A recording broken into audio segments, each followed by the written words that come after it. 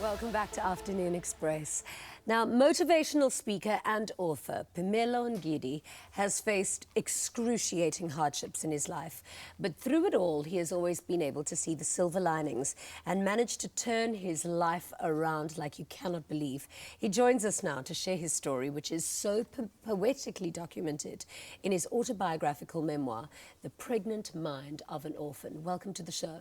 Thank you very much. One of my favorite things or parts of doing the show is that I get to interview people who have really, gone through the most, yes, and then come out the other side really glittering.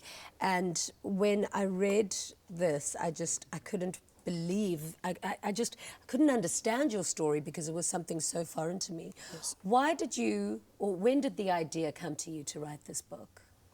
When I was doing my master's in linguistics, that's where I studied this. I said to myself, let me document this down. Yeah. To appeal to people that I cannot see every day, to people that I cannot talk to every day, to tell them that everything is possible. Yeah. If only you believe and work hard on it, Yeah, it's possible. I cannot believe your positivity and the energy that you have towards such positivity in your life. If I can just go through the back page quickly, it says, predominantly orphans are victims of poverty. As a result, others commit crime, prostitution, and commit suicide.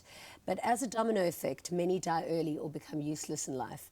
And you didn't do that. Take me through when you realized that you were dealt quite a hard card in life.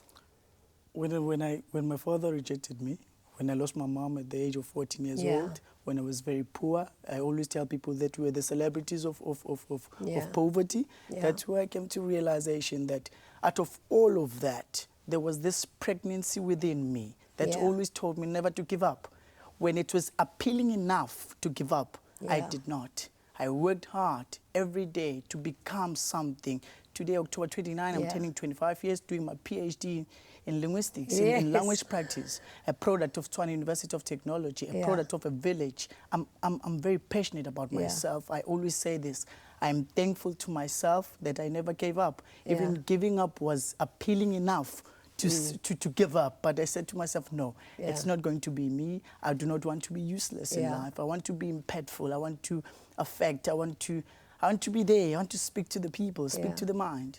You are literally going to become a doctor of words, and I couldn't think of a more accurate way of describing you, especially because of the way that you wrote this book.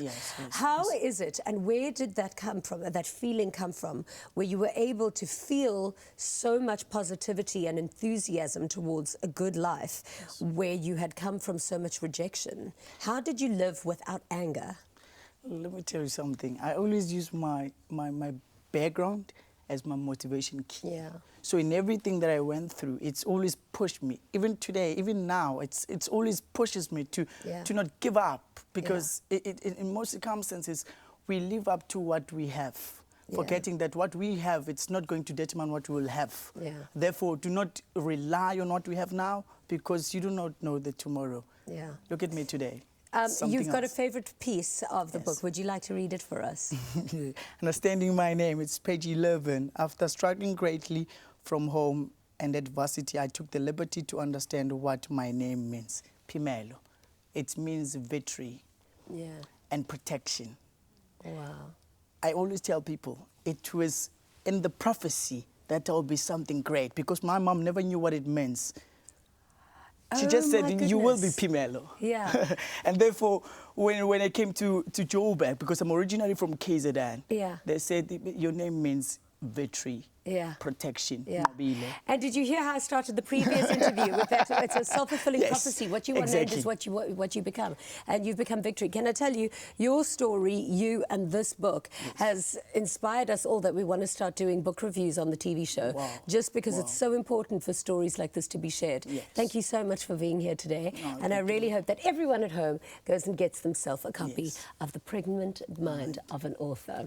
Happy reading. Thank you so much for being here today. Thank you very much. What a great